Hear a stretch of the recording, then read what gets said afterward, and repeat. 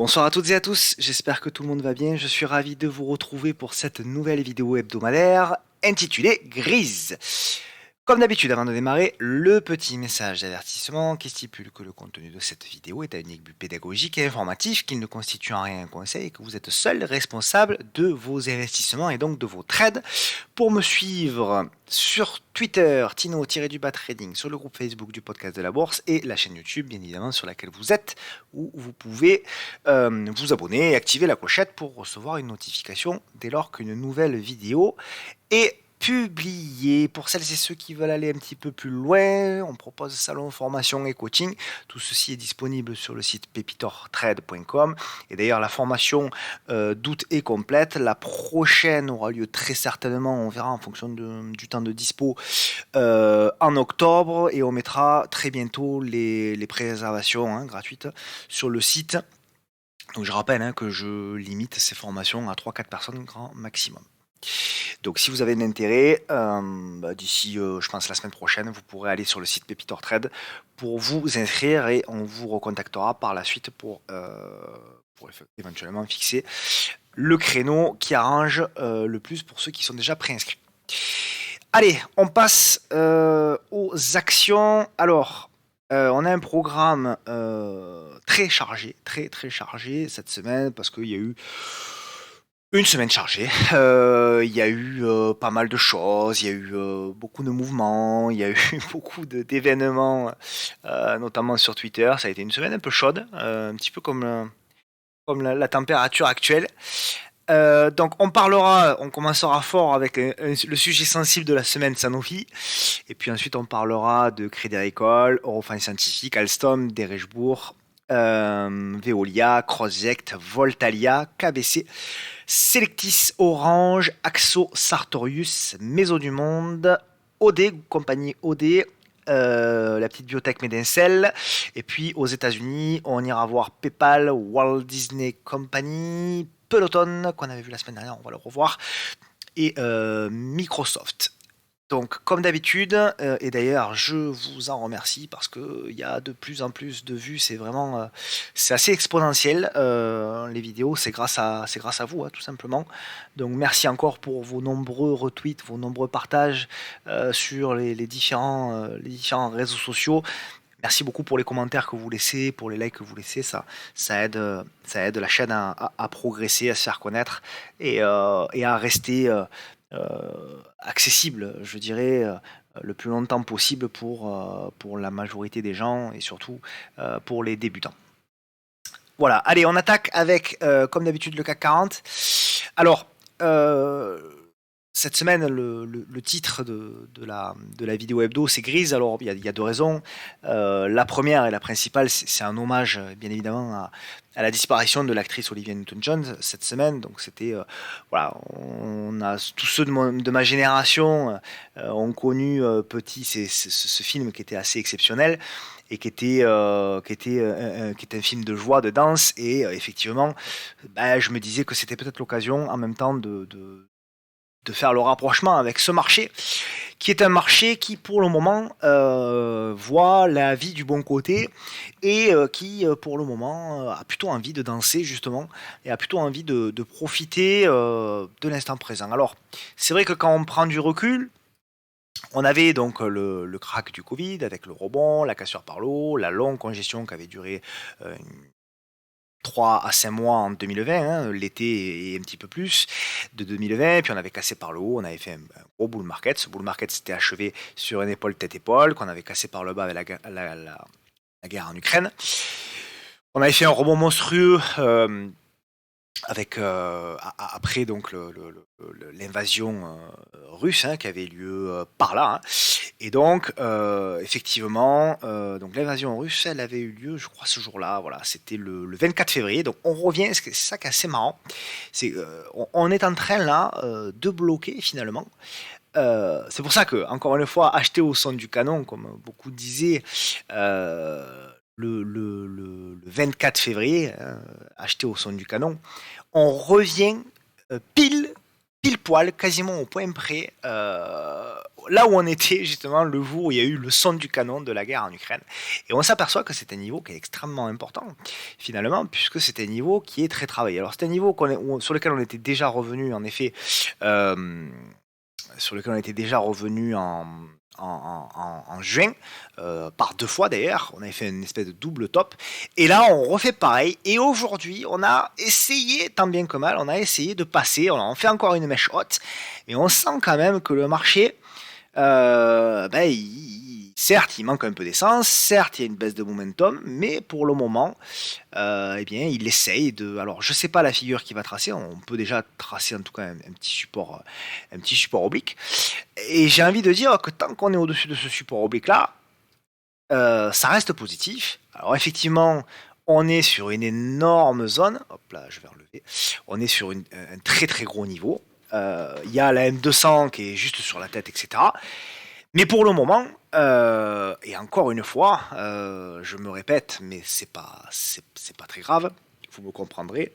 La M10, encore une fois, moyenne mobile sur laquelle j'insiste lourdement, notamment pour ceux qui débutent en analyse technique. Pour moi, clairement, on peut trader avec une seule moyenne mobile, allez, 2 avec la M200 pour avoir une vision un peu moyen-long terme, mais grosso modo, même une moyenne 10 suffit. Et on voit qu'encore une fois, à partir du moment où on casse la M10, on fait un premier appui ici, on fait la consolidation, on casse par le haut, et là on refait un deuxième appui, quasiment au point près, sur cette moyenne mobile, si on la tient.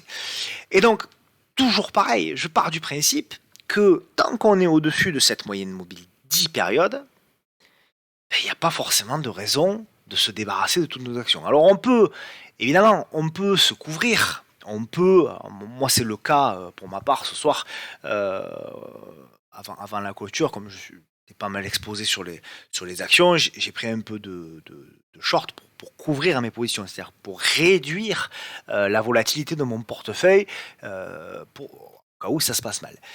Mais c'est de la couverture, c'est-à-dire qu'on n'essaie pas de gagner de l'argent sur du short. On essaie simplement, encore une fois, de réduire la volatilité de son portefeuille pour ne avoir moins de crise de panique si on a d'un coup lundi une baisse pour une raison X ou Y à -1, que le CAC ouvre à -1, eh bien on souffrira un petit peu moins et on pourra tenir ses positions peut-être un petit peu plus.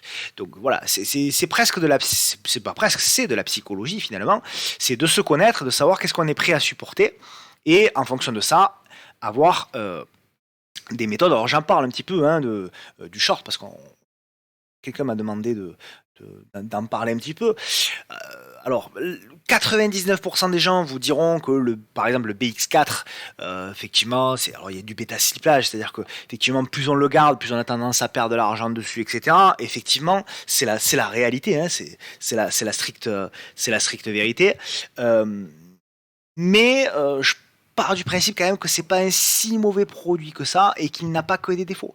Voilà, donc, mais il faut savoir l'utiliser, il faut être conscient que ce produit-là, pour moi, il n'est fait que pour réduire un petit peu la volatilité d'un portefeuille lorsqu'on est un peu trop exposé. Si on veut gagner de l'argent en shortant, il faut aller clairement sur d'autres produits à effet de levier, notamment des turbos, enfin, peu importe, ça c'est un autre sujet, mais je parle vraiment d'un portefeuille PEA que vous voulez couvrir, et là effectivement le BX4 peut être effectivement une solution alternative sur quelques jours pour pouvoir avoir un petit peu moins peur et pouvoir dormir un petit peu plus tranquille. Donc voilà ma vision des choses. Donc pour le CAC 40, j'en reviens toujours à l'analyse graphique, à l'analyse technique. Tant qu'on tient la moyenne mobile 10, RAS, et je dirais même que tant qu'on tient, alors la semaine dernière on avait parlé du gap là, qui est ici, qui est toujours ouvert, hein, je dirais que tant qu'on tient cette zone de gap ouverte, pour moi, à moyen terme, ça reste positif. Mon scénario se réalisera pas, j'en sais rien, je vous l'ai déjà donné. Hein. Moi, je pense qu'on risque d'avoir un vrai range très serré, finalement, peut-être de 200 ou 300 points maximum. pendant plusieurs semaines. Et je pense qu'effectivement, on va attendre les prochains chiffres, notamment de l'inflation, et que les prochains résultats, et que en fonction de ce qui se passera, on aura effectivement une sortie qui se fera ou par le haut ou par le bas. Donc moi, c'est plutôt ça, je vois plutôt la construction d'une espèce de range, de fanion, je sais pas, une figure de consolidation en tout cas. Premièrement, ce serait sain, voilà.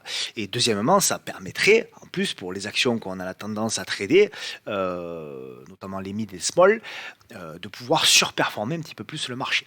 Voilà, parce qu'on aurait potentiellement des rattrapages à jouer sur ces valeurs-là. Donc pour nous, ce serait finalement le scénario un peu idéal, c'est-à-dire avoir un CAC sans volatilité et à côté des petites actions, certaines qu'on a vues déjà, hein, on en a vu beaucoup ces dernières semaines, beaucoup sont déjà partis, mais il y en a encore, il y en a moins, mais il en reste encore, hein, on va en voir quelques-unes. Donc voilà, en gros, l'idée pour moi que je me fais sur le CAC, est-ce que ce sera le scénario bon ou pas, j'en sais strictement rien, mais en tout cas, moi, c'est le scénario que j'ai en tête.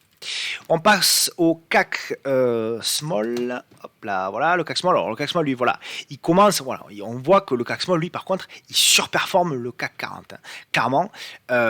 Donc, on voit vraiment qu'il y a un effet rattrapage qui s'opère. Il est un petit peu plus en retard que le CAC 40 encore, puisque le CAC 40 est revenu sur ses niveaux de juin, le CAC Small pas encore. Donc, moi, mon scénario, c'est qu'en effet, le CAC 40 risque d'atteindre encore le CAC Small, donc je pense qu'il y a encore un petit bout à jouer sur le CAC Small, mais après, voilà, quid de la suite, parce que effectivement, cette zone-là, clairement, on va peut-être pas la passer d'un coup. On a la moyenne mobile à 200 jours qui va venir là, on a ici la zone donc des 13 006. Non, je dis une bêtise, pardon. Des 13 003, 13 004 qui va faire résistance. Voilà, donc il va falloir à un moment donné s'attendre au mieux à une congestion et au pire à un reflux un peu plus important pour commencer vraiment à construire une figure et commencer vraiment à faire une figure beaucoup plus large. Et cette figure-là, après, par la suite, ou on la cassera par le haut, ou on la cassera par le bas. Et à ce moment-là, effectivement, on verra quelle est la suite. Mais en tout cas, à très court terme, je pense qu'il y a encore des choses à faire, vraiment. Il y a encore des valeurs qui sont au tapis, beaucoup de valeurs même qui sont encore au tapis. Et je pense qu'on peut encore trader sur certaines valeurs. Alors il faut être de plus en plus sélectif, hein, forcément, puisqu'il y a de moins en moins de valeurs qui vont faire de rattrapage, enfin qui ont du rattrapage à faire, mais je pense qu'il y a encore des choses à faire. Allez, on va démarrer avec les actions. Donc avec Sanofi. Alors je commence par le sujet sensible, comme ça au moins c'est fait. Donc on va essayer de parler de Sanofi avec un peu de calme, parce que c'est vrai que cette semaine, ça a été Sanofi, sacré sujet. Alors le problème, c'est toujours pareil, c'est que quand on parle de valeurs que tout le monde connaît, tout le monde a son mot à dire. Alors des fois c'est bien, hein, moi je suis pour la liberté d'expression, vous le savez, pas de problème, mais parfois ça dépasse un peu les bornes, et parfois ça va un peu loin pour pas grand-chose. Donc, on a le droit d'avoir un avis sur Sanofi. Tout le monde a droit d'avoir un avis sur Sanofi. Il y a quelque chose qui est très clair et qu'il faut bien comprendre. C'est que en bourse, il n'y a personne qui a raison et il n'y a personne qui a tort. C'est juste le marché qui va vous donner raison ou qui va vous donner tort. Vous pouvez avoir la meilleure analyse de tous les temps. Si le marché n'a pas envie d'être d'accord avec vous, ben votre analyse, au final, elle sera mauvaise. Et vous pouvez avoir l'analyse la plus bidon qui soit. Si le marché a envie de vous donner raison, il vous donnera raison. Donc ça, c'est important déjà de le comprendre. Ensuite, alors, moi, qu'est-ce qui s'est passé au niveau de Sanofi, puisque je l'avais partagé sur Twitter.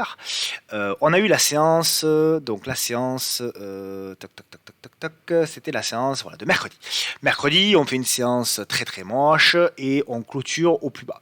Et moi, effectivement, sur Twitter, je dis, moi, je prends une position au fixe. Donc, pour jouer, l'idée c'était quoi? C'était de dire si un rebond, je peux avoir un peu d'avance pour jouer la construction, pour casser la construction par le haut et aller rechercher l'oblique. Bon, qu'est-ce qui se passe donc le jeudi matin? En effet, on ouvre en gap haussier, très léger gap haussier, 1%. Évidemment, 1% pour moi, c'est pas assez comme rebond technique, donc je décide de garder et de mettre un stop légèrement en dessous du plus bas, le plus bas de la veille. Donc, effectivement, je me fais stopper, c'était à moins 2,5. Alors, j'étais pas exactement J'avais pas eu le point exactement bas sur le mercredi, hein, mais grosso modo, voilà, l'idée, je me fais sortir à peu près par là, on va dire, mais c'est pas très important, c'est plus pour l'idée, donc je dois me faire sortir à peu près par là, d'accord. Euh, donc voilà, et puis comme je suis quelqu'un de transparent, vous le savez, hein, je le dis sur Twitter, je dis voilà, je me suis fait sortir à moins de 2,5, je prends ma perte. Et le gros avantage, le gros avantage, c'est que en faisant ça, vous ne subissez pas toute la baisse. D'accord. Et après, qu'est-ce qui s'est passé? C'est que nous, avec le salon, ils peuvent en témoigner, on a repris plus bas. D'accord. Je peux vous le montrer d'ailleurs, hein, c'est un UTC minutes. Ah, voilà, la PD, il était là. D'accord. À 79,99. On a repris ici plus bas. On a attendu patiemment.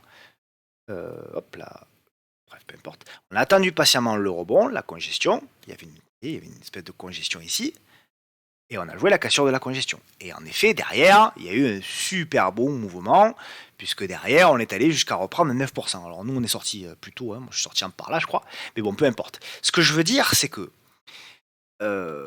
il n'y a pas de bonne ou mauvaise stratégie, il n'y a pas de moi j'ai raison parce que il fallait attendre un signal, ou moi j'ai raison parce que de toute façon dans 3 ans Sanofi elle sera plus haute que 85 €. En effet, Sanofi, quand on la regarde sur le très long terme, c'est très haussier, et on peut se dire que revenir sur ce niveau de support oblique ici, c'est une opportunité énorme. Oui, bien sûr qu'on peut se le dire, mais ce que je veux dire par là, c'est qu'on peut très bien avoir plusieurs profils. On peut très bien avoir, numéro un, le profil du gars qui se dit bah, moi je cherche pas à comprendre, je suis un investisseur long terme, à chaque baisse de 10%, je vais en accumuler un petit peu. Donc le premier jour, il y a une baisse de 10% à 88, je prends 20% ou 30% de ma position. Le deuxième jour, il y a une baisse supplémentaire, je reprends une position de 30% et j'accumule dans la baisse, et je garde même, si on va plus bas, je garde même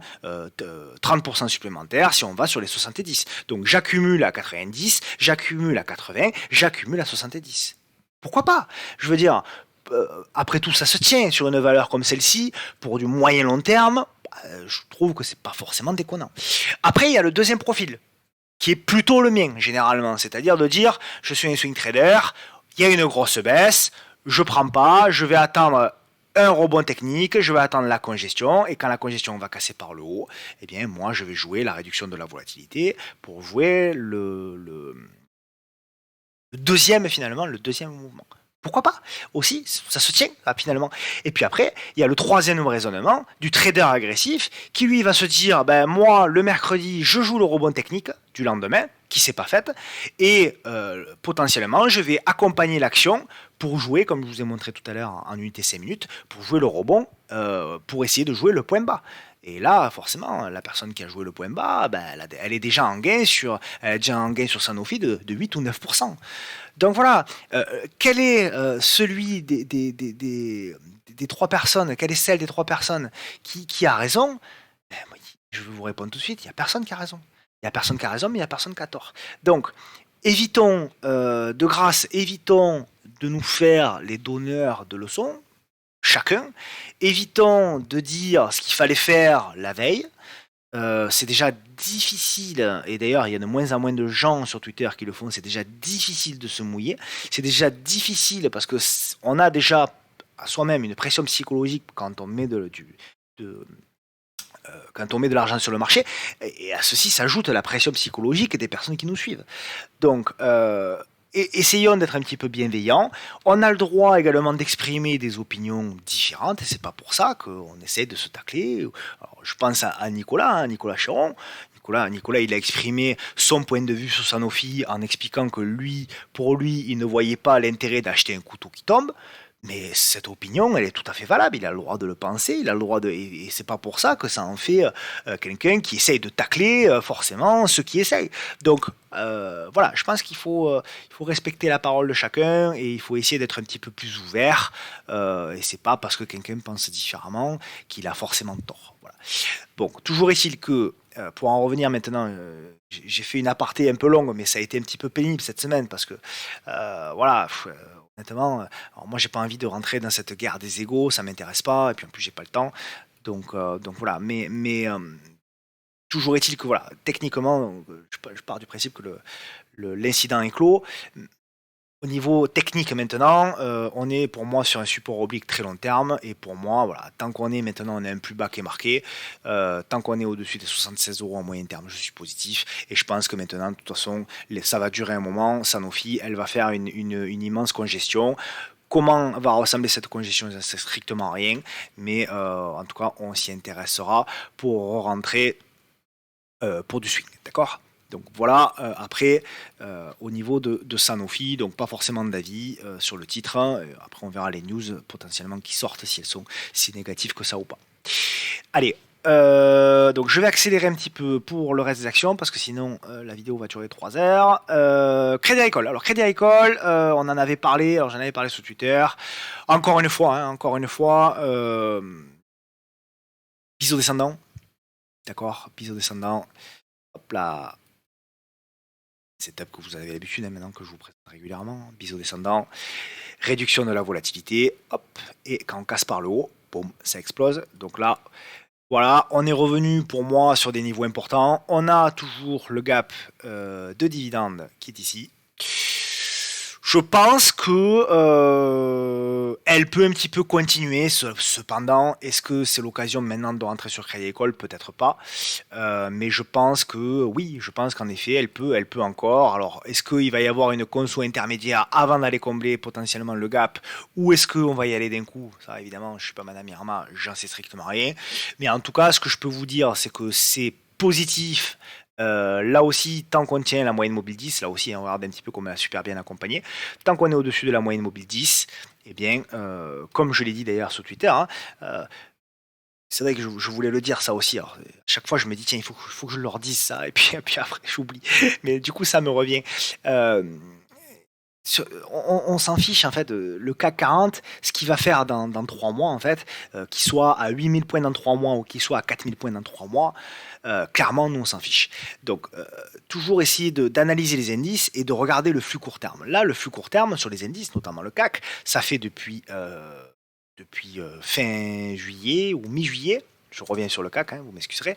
Voilà, depuis qu'on a cassé la M10, depuis mi-juillet, toute cette période-là, hein, depuis qu'on a cassé la moyenne BID sur cette bougie-là, il n'y a pas de signal de vente. Donc, toute cette période-là, si vous avez tradé les actions, a priori, vous êtes plutôt gagnant.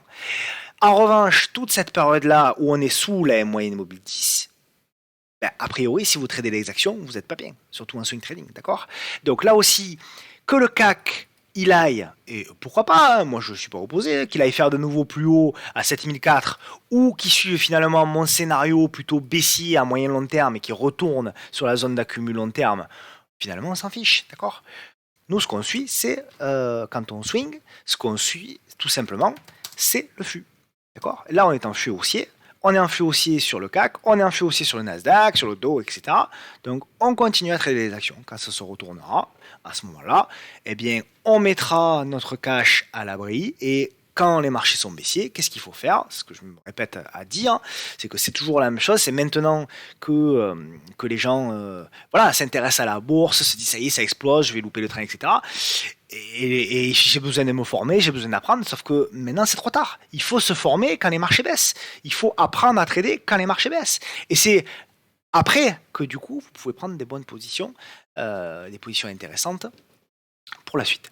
Donc Crédit Agricole, très positif, là aussi. Hein, donc on a fait le biseau descendant, cassure, pullback, explosion, cas d'école. Cas d'école, ce que je vous montre très régulièrement. Là aussi, c'était un cas d'école. Eurofin Scientifique fait partie des actions qu'on pas rebondi. Fait partie des actions qu'on pas rebondi. Et on est sur, pour moi, quand même, une construction qui est plutôt assez intéressante. Alors, je vais tracer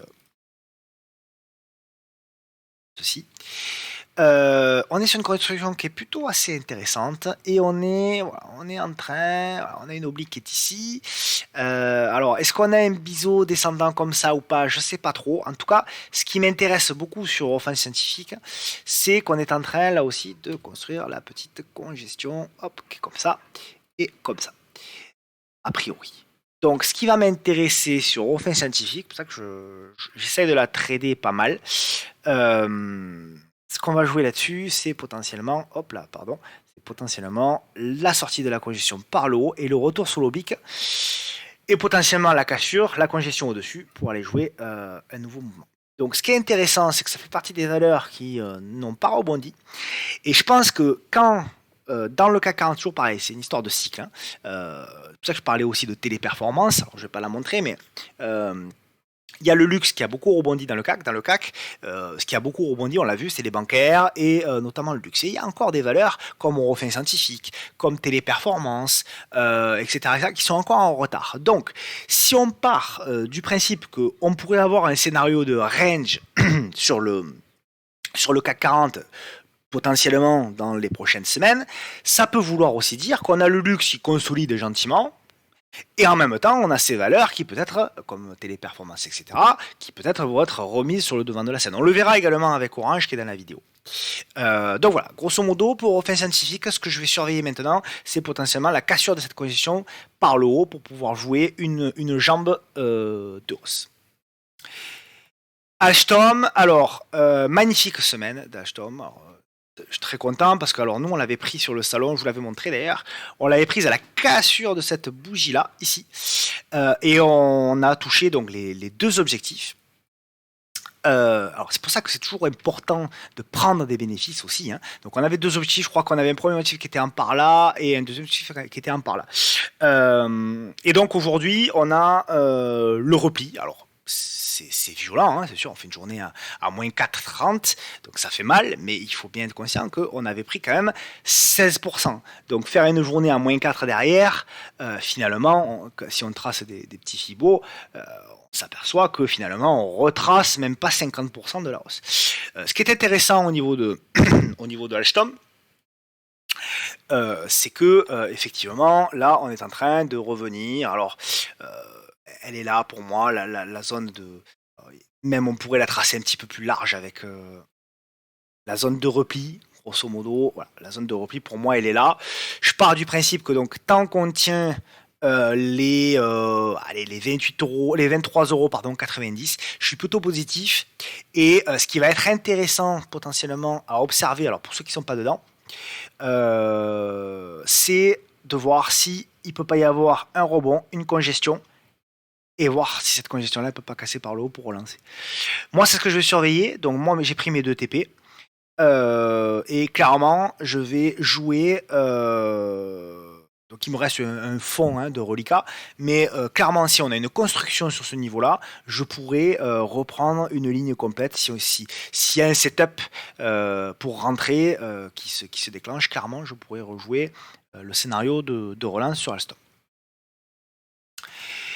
De Richebourg, alors de Richebourg, intéressant.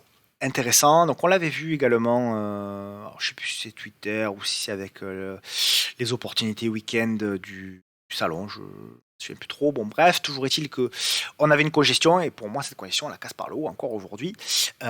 Donc c'est très intéressant. Pour moi on a un objectif qui est allé ici de chercher dans un premier temps on va dire les 6,85 €. Pour moi c'est très positif. On acte encore une fois. Donc c'est toujours la même chose. C'est toujours voilà. On a le pêche, on a la congestion. Et on a potentiellement la relance. Et c'est très difficile. Alors on peut, parce que là, en l'occurrence, sur de Richebourg, vous voyez, il y avait une petite congestion qui était à regarder. Mais sinon, globalement, c'est des fois difficile de jouer le premier pêche, ce qu'on appelle le premier mouvement haussier. Par contre, nous, ce qu'on aime bien jouer, c'est le second mouvement. C'est la congestion pour pouvoir rentrer à pas cher. Enfin, quand je dis à pas cher, ça veut dire avec un stop relativement court et un ratio gain-risque assez important. Donc voilà pour de Richebourg. Je reste positif là aussi, de toute manière, tant que on tient la moyenne mobile 10 en clôture. Encore une fois, hein, vous voyez, j'ai système, mais je radote, c'est pas un problème. Regardez un petit peu la pertinence de la moyenne mobile 10. Je veux dire, après tout, à aucun moment on clôture en dessous. Donc c'est de l'accompagnement vraiment parfait. Donc alors ça marche pas tout le temps évidemment, mais quand même ça donne quand même un sacré guide. Ensuite, on a Veolia. Alors Veolia, je suis content, même si elle fait une fin de séance difficile, elle nous fait la petite mèche du vendredi. Mais je suis très content parce qu'on l'avait présenté la semaine dernière et je vous avais dit quoi? Je vous avais dit, voilà, pour moi, on avait... hop là, je vais la mettre en bas parce que c'est pas très propre. Voilà. On avait... pardon, je suis un peu... Hop, voilà. On avait cette résistance oblique qui a été cassée, qui avait été cassée, et je vous avais dit la semaine dernière, voilà, on a la congestion qui se met en place, donc c'était vendredi 5 août, regardez la vidéo de la semaine dernière, on était là, et je vous avais dit, cette congestion, elle va s'observer, parce que potentiellement, si on la casse par le haut, premièrement, on aura un stop très près, et deuxièmement, on a des objectifs sympas. Parce que pour moi, là, les objectifs n'ont pas été remplis. Alors oui, effectivement, on fait la mèche haute. Oui, la semaine prochaine, on peut avoir une congestion. Mais pour moi, l'objectif, c'est au moins, je pense, hein, d'aller chercher ce niveau-là. Ce niveau-là qui correspond à ce plus haut là de juin, là aussi, et qui correspondra potentiellement au point de passage avec la moyenne mobile 200. Voilà. Je pense que toute cette zone-là sera une première zone potentielle d'allègement, je dirais aux alentours des 27 euros. Voilà, donc moi j'en ai un peu en portefeuille. On verra si cette analyse est suivie par le marché. Toujours est-il que là aussi, tant qu'on tient la zone ici, je suis positif sur Veolia. Voilà. Tant qu'on tient la zone des 24,60 € en clôture, je reste positif sur Veolia. Et c'est intéressant parce que, bon, voilà, on a quand même du rattrapage à faire sur cette valeur. KBC, alors c'est un plan que j'avais proposé dans la vidéo d'il y a 15 jours. Alors il y en a pas mal sur lesquels on va revenir, hein. Alors ceux qui ont vu la vidéo que j'avais partagée gratuitement, les opportunités week-end du salon, il y avait une analyse de 31 actions. Alors j'ai eu énormément de messages en ce sens, hein, effectivement. Je suis très content, je ne vais pas jouer le faux modeste, je suis très content parce que l'immense majorité ont des configurations ont explosé, hein, clairement. Wow, avec Selectis, avec aujourd'hui même avec UPG, hein, une de Phil Post là, elle a explosé aujourd'hui, elle a fait plus de 20%, je crois, à un moment donné. Donc c'était assez impressionnant. KBC, alors KBC c'était le scénario toujours pareil, hein, de la congestion. Voilà, la petite congestion qui était là, on avait dit, voilà, on essaie de rentrer à la cassure. Effectivement, on a touché le TP1, donc là, plusieurs solutions. En général, ce qu'on fait, c'est qu'au premier TP, on essaie d'alléger et ensuite on remonte le stop. Alors, ou sous le dernier creux, voilà, si on est un peu plus large, par exemple ce creux-là, ou carrément juste au-dessus de son prix d'achat, et on laisse courir l'autre moitié de la position pour aller chercher le TP2, et au TP2, on allège encore et on laisse courir si possible. Voilà, on va toucher le TP2 et on laisse si c'est possible, on laisse courir par exemple 10, 20, 30% de la position restante. Voilà. Donc en gros l'idée sur KBC, pareil, hein, je reste positif, là aussi la moyenne mobile 10, hein, tant qu'on est au-dessus, il n'y a aucun problème pour moi. Croisette fait partie des valeurs qu'on avait analysées. Alors là, Croisette, elle aussi, elle a fait un parcours exceptionnel. Donc voilà, on avait, il y a encore une fois, hein, vous pouvez vérifier. Hein, tout ça, ça a été écrit, ça a été, c'est des vidéos qui sont publiques. Hein, donc vous pouvez revenir dessus. Hein, c'est pas la météo de la veille. Donc on avait dit achat potentiel au-dessus des 3,30 et derrière, Croisette, elle a pris jusqu'à 41% en ligne droite. 41% donc on a été potentiellement déclenché sous cette bougie-là en 9 séances, donc même pas en 2 semaines. En 2 semaines, 40%. Donc tout l'intérêt là, l'intérêt c'est de repérer, toujours pareil, hein, je me répète, mais c'est vachement important de comprendre ça, c'est une action, aussi belle soit-elle, si vous n'avez pas de setup d'entrée, vous n'entrez pas. Ça, c'est quelque chose qu'il faut vraiment comprendre. C'est que vous pouvez avoir un avis sur une action, mais si c'est positif, et très positif même, si cette action ne vous offre pas de point d'entrée, eh bien vous n'entrez pas. Et là, clairement, sur CrossJect, elle nous a fait un cadeau. C'était un cadeau. C'était voilà, une énorme congestion qui avait été ici, qu'on fait un premier petit pêche, on fait une congestion, derrière une toute petite congestion énorme, et derrière, et là on a une opportunité. On en avait même une deuxième, pour être tout à fait honnête, qui était ici. Vous voyez, cette petite congestion-là. C'était quoi? Pour ceux qui me suivent régulièrement, c'était un quasi double top ici. Quasi double top. Quasi double top des 3,70. Donc là, vous mettiez un APD au-dessus des 3,70. Vous mettiez un stop même très court sous les bougies. C'était bingo là. C'était même encore là, c'était encore bingo. Donc voilà les configurations, le type de quoi. Alors il y en a d'autres, hein, évidemment. Moi j'ai beaucoup de setup, mais voilà une configuration simple, un setup simple que je vous montre, que je vous partage depuis très longtemps. Et alors je suis très content parce que forcément il y a de plus en plus de personnes qui m'envoient des messages et qui m'envoient des configurations comme ça en me disant ouais, est-ce que tu as vu ça, est-ce que tu as vu ça.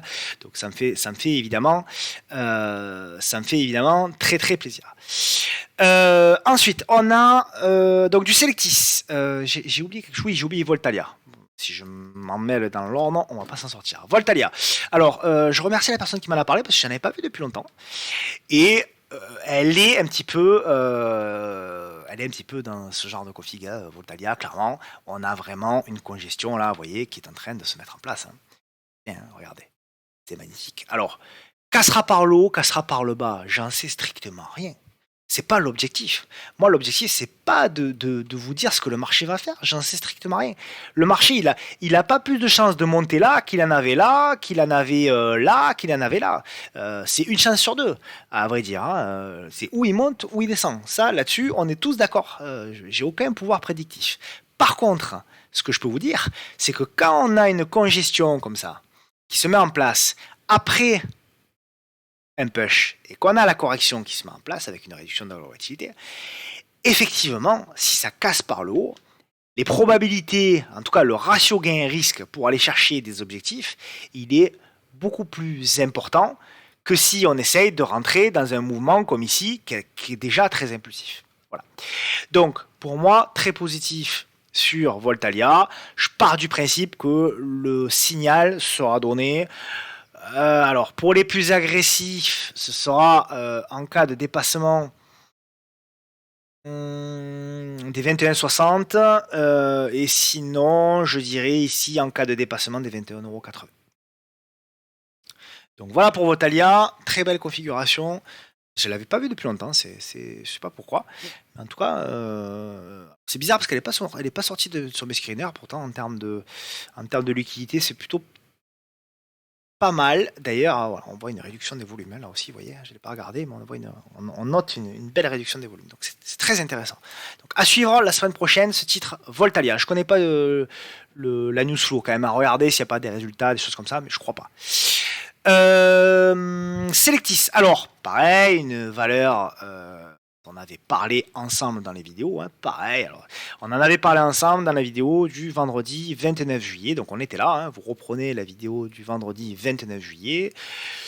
Et on disait quoi dans cette vidéo-là? On disait ensemble qu'effectivement, il y avait une grosse tendance baissière, très grosse tendance baissière, que cette tendance baissière qui avait été très marquée ici, qui était ralentie ici et qui était vraiment quasiment à plat ici, faisait ensuite une congestion qui était là, et on disait, bon, ben, effectivement, on est dans une tendance baissière, mais attention quand même, parce que si cette congestion ici casse par le haut, on peut avoir une accélération. Et on s'aperçoit que entre le vendredi soir, où on a parlé du titre, et le plus haut de hier, c'est 50%. Donc 50% en 2 semaines. Donc là, on ne parle pas d'un petit mouvement, on parle d'un mouvement extrêmement important. Alors évidemment, c'est une position sur laquelle il faut money manager le risque. C'est-à-dire qu'on sait très bien qu'on est sur une biotech, on sait très bien qu'on est sur une tendance baissière, donc on ne peut évidemment pas mettre la même taille de position que si on est sur du Téléperformance ou sur du Sartorius ou sur du Crédit Agricole. Et évidemment, on est bien d'accord. Mais une fois qu'on a dit ça, on a le droit quand même de trader ces actions, ces titres-là, et on a le droit quand même de prendre un petit peu de risque dans son portefeuille, tout en se disant, ben voilà, au lieu de prendre une position à 5 ou 10% de mon portefeuille, ben je vais prendre plutôt 2 ou 4%. Voilà. Parce que je sais que là-dessus, je peux avoir une mauvaise nouvelle et je peux avoir un gap baissier de 20% sur une news, sans aucun problème, je dirais même. D'accord?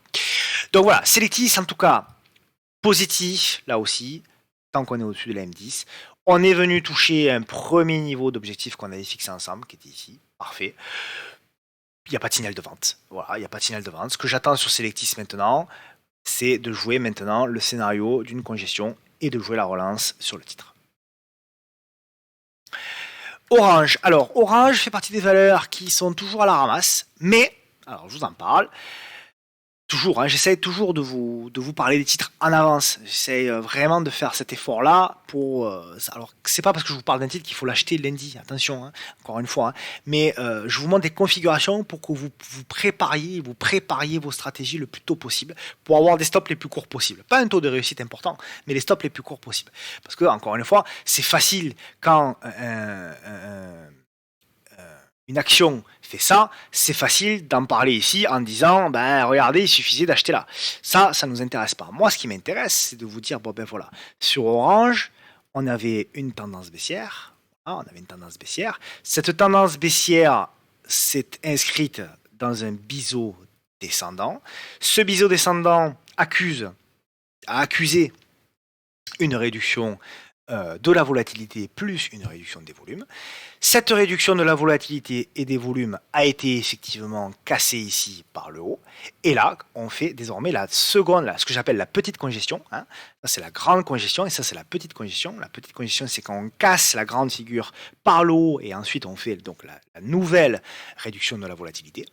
Et là aussi, je pars du principe que, voilà, dès qu'on va. Alors, je ne sais pas la figure qui est en train de tracer Orange, mais ce qui m'intéresse, c'est qu'on a vraiment des petites bougies, on a une réduction de la volatilité et que je me dis, voilà, si la semaine prochaine Orange casse par le haut, alors ce ne sera pas forcément bon pour les actions, puisque c'est plutôt le secteur défensif, mais si Orange casse par le haut cette oblique-là, on peut avoir, c'est pas sûr, évidemment, c'est pas sûr, comme Veolia, comme CrossJect, comme tous les titres que je vous ai montrés, c'est les titres, c'est pas sûr.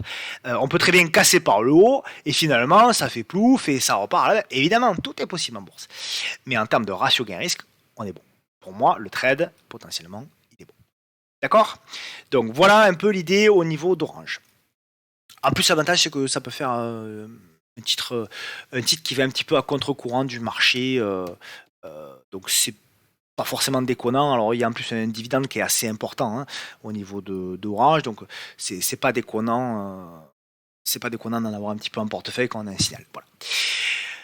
AkzoNobel, alors, parfois d'en avoir parlé, alors c'est vrai qu'elle est lente. C'est vrai, quelqu'un m'a dit, elle est bien AkzoNobel, elle monte, mais elle est lente. Oui, c'est vrai. Je suis obligé d'avouer qu'elle est lente. Mais elle est pas mal quand même, elle est plutôt pas mal. Elle nous a fait une première congestion dont on avait parlé, qui était ici. La congestion, on a cassé par le haut, là aussi. Hein. On a fait le premier mouvement, regardez, cassure par le haut, pullback, nouvelle congestion. Et nous, on parlait de la deuxième congestion. Et on avait dit, à la cassure, effectivement, du double top, encore une fois, hein, le fameux double, voire même triple top qui était ici. Derrière, on peut jouer un premier mouvement. Donc le premier mouvement a été fait, on a pris un TP, hein, nous, notamment sur le salon, parce que c'est un trade que j'avais partagé au sein du salon également. Donc là pour moi, si vous êtes dedans, vous remontez le stop ici, voilà, tranquillement. Alors ici, ou à peu près, hein, je donne l'idée, vous remontez le stop sous le dernier creux ici de cette grosse bougie là, et vous laissez, hein, vous laissez porter là aussi, hein, tant qu'on est au-dessus de la moyenne mobile 10. Regardez un petit peu encore une fois, hein, la moyenne mobile 10, je veux dire, c'est au point près, hein, là c'est même pas, il n'y a même pas de discussion possible, c'est au point près. Donc voilà pour AkzoNobel, toujours très positif tant qu'on est au-dessus de la M10, on se laisse porter, on a atteint le premier objectif, il y en a un deuxième qui est ici à 75, je dirais, pourquoi pas. Alors, Sartorius, très intéressant, Sartorius. Alors, j'en ai un petit peu moins en portefeuille. Ce qui est intéressant sur Sartorius, c'est on le voit, hein, on est arrivé effectivement sur un niveau de résistance. On a bloqué. C'est ça qui m'intéresse en fait, hein, c'est qu'effectivement, on est arrivé, hop là, sur ce niveau de résistance ici. D'accord? Et contrairement à ce qui s'était passé sur les fois précédentes, où effectivement on a vu un gros reflux. Hop, on a vu un gros reflux. Cette fois-ci, on a eu effectivement de nouveau les vendeurs qui sont manifestés, mais on s'aperçoit que lorsqu'on a touché l'oblique ici haussière, ça a été acheté. Et j'en veux pour preuve, moi j'ai eu l'opportunité d'acheter pratiquement le plus bas, parce que j'avais tracé le support oblique et j'avais un ordre d'achat posé. Donc, preuve que voilà, il y a des acheteurs. Ce qui est intéressant maintenant, c'est qu'on va observer la congestion. Ce que j'aimerais beaucoup voir sur DIM, sur Sartorius, c'est maintenant, effectivement, ce scénario-là de congestion et de cassure par le haut pour jouer la relance. Donc voilà. A contrario, je pars du principe que le point bas a été marqué. Je pars du principe que si on casse à la baisse les 358 €, hop, voire même le support oblique, déjà dans un premier temps, ce sera pas bon. Donc positif également sur Sartorius. En plus, on est repassé, on clôture, on fait la mèche basse même, là aussi sur la moyenne mobile 10. Donc je pars du principe que là aussi, tant qu'on est au-dessus de ce support oblique, tant qu'on est au-dessus de la M200, en plus c'est vrai que j'en ai pas parlé de cette M200, mais là, tant qu'on est au-dessus de la M200, 370, 370, 371, tant qu'on est au-dessus, je reste positif à moyen long terme sur Sartorius. Maison du Monde, alors fait partie des valeurs avec du rattrapage plutôt. Pardon, je suis un petit peu fatigué, la semaine a été rude quand même, c'est vrai. Donc, fait partie des valeurs à rattraper. Ce qui est intéressant au niveau de Maison du Monde, c'est qu'il y a des objectifs déjà avec des gaps à viser qui sont assez importants et on a réussi avec malgré ici qu'on est bloqué, on a fait la congestion, on est passé au-dessus, on fait le pullback et là on fait une nouvelle congestion. Donc au-dessus des 10,70 €, je suis positif et je dirais même que potentiellement on pourrait, pour ceux qui ne sont pas dedans, on pourrait tenter potentiellement un achat au-dessus des 10,97 € avec un stop. Alors, un stop en clôture de préférence parce qu'elle a tendance à faire des mèches, donc attention à la taille de position, etc. Mais potentiellement un stop d'invalidation qui serait sous les 10,50. Donc ça ferait un stop à 4% pour du Maison du Monde. Et on jouerait quoi comme objectif? On jouerait le comblement du gap, donc ça ferait un ratio gain-risque pratiquement de 2. Et si cet objectif est atteint, on viserait ensuite l'entrée du second gap ici. Et après, si ça passe, alors là, donc l'entrée du second gap et un retour potentiellement sur la moyenne mobile à 200 jours. Compagnie OD, alors c'est un titre dont on avait parlé en juillet. On était ici. Alors, je ne l'ai pas suivi. C'est vrai que celle-ci, pour le coup, je n'en ai pas parlé. Je ne l'ai pas suivi. Je ne sais pas trop pourquoi. On en avait parlé dans la congestion qui était ici, souvenez-vous. C'était début juillet. Cette congestion, là aussi, qui se faisait sur un support oblique. Alors, il n'était pas très propre, quoique. Donc voilà, on avait fait la congestion sur ce support oblique, pardon, je vais un petit peu vite, mais on avait fait la congestion sur ce support oblique là, et cette congestion on l'a cassée par le haut. On a même fait la petite mèche pour valider le pullback, c'était parfait. Et derrière, boum, on refait la relance ici. Et on a fait la petite consolidation correction pour relancer même potentiellement, voilà, ici, la petite correction en biseau ici, par exemple. Et on fait même aujourd'hui la relance avec une jolie séance. Donc là, c'est plutôt bullish. Hein, c'est plutôt bullish. Je dirais que les objectifs maintenant, pour moi, c'est d'aller chercher cette zone ici, aux alentours des 1250 €. Et si ça passe, je viserai le retour potentiel sur la zone des 1330 €. Et je redeviendrai prudent si on repasse en dessous des 1136, 1140. Puis on va terminer les actions françaises et européennes avec du Medincell. Alors Medincell, alors moi j'ai pris une toute petite position, vraiment pour jouer le... Alors pour une raison très simple, c'est que, hop, voilà, c'est qu'on avait ici, hop, on avait ici, voilà, une énorme, regardez, une énorme volume, donc volume plus congestion qui était ici, et voilà, potentiellement on est en train de casser, donc on verra là aussi si on peut potentiellement jouer la relance. Ça reste prématuré, ça reste dangereux. Alors moi c'est vraiment une toute petite position là-dessus, mais en tout cas c'est plutôt pas mal, et surtout si ça passe, l'objectif ce serait d'abord de casser les 5,54 € et ensuite d'aller combler, hop, le gap, au moins aller déjà à l'entrée du gap qui est ici. Voilà. Ça reste spéculatif. Et moi, à titre personnel, voilà, j'ai pas mis un stop physique dans le carnet parce que voilà, mais potentiellement d'ailleurs mettre une petite alerte. Voilà, je pars du principe que si on vient à repasser sous les 5 euros, ce sera plutôt pas terrible. Donc voilà au niveau de mes DSL. PayPal. Alors, PayPal. Alors, elle a fait super parcours. Hein, PayPal. Super parcours. Alors, nous, on en parlait. Alors, on en parlait quand on avait cassé l'oblique ici. Hop, je fais un peu de nettoyage puisque tous les gaps ont été comblés. On a parlé quand on avait cassé l'oblique ici, on avait fait la congestion et là pareil encore une fois, hein, comme d'hab, congestion, cassure de la congestion et derrière explosion. Là on est en train de bloquer, donc c'est intéressant. Il faudra pour relancer dépasser les $102. Et pour moi quand même sur PayPal, on acte quand même un truc qui est plutôt intéressant. Donc on verra, je reste positif, j'ai toujours 100% de ma ligne, c'est ma plus grosse position US. J'ai toujours ma position complète, je suis plutôt long terme là-dessus, donc pour moi il y a encore de la place. Vraiment, il y a encore du potentiel. Donc pour le moment, tant que j'ai pas de signal de vente assez marqué, voilà, là aussi, hein, la moyenne mobile 10, elle a fait son job. Tant qu'on est au-dessus de la M10, tant qu'on est au-dessus des 95, voire même, je dirais que tant qu'on n'a pas comblé ce gap là, tant qu'on n'a pas comblé ce gap au-dessus allez, au-dessus des 90, 92, je reste positif sur PayPal. Walt Disney, alors je suis très content. Je suis très content. Alors là, c'est pareil, quand j'en avais parlé, je m'étais fait défoncer. Je crois qu'il n'y a pas d'autre mot, hein, je m'étais fait défoncer.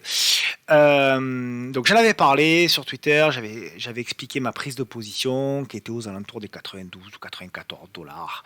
Je vais clôturer, hein, c'est la dernière fois où je vais en parler de Walt Disney parce que pour moi le trade est fait. Donc j'expliquais que je prenais position tout simplement, hein, là aussi l'analyse technique a fait son job. Pour ceux qui pensent que l'analyse technique ça marche pas et qu'il faut pas se former à l'analyse technique, qui continuent à pas se former, qui continuent à ne pas y croire, il n'y a pas de souci.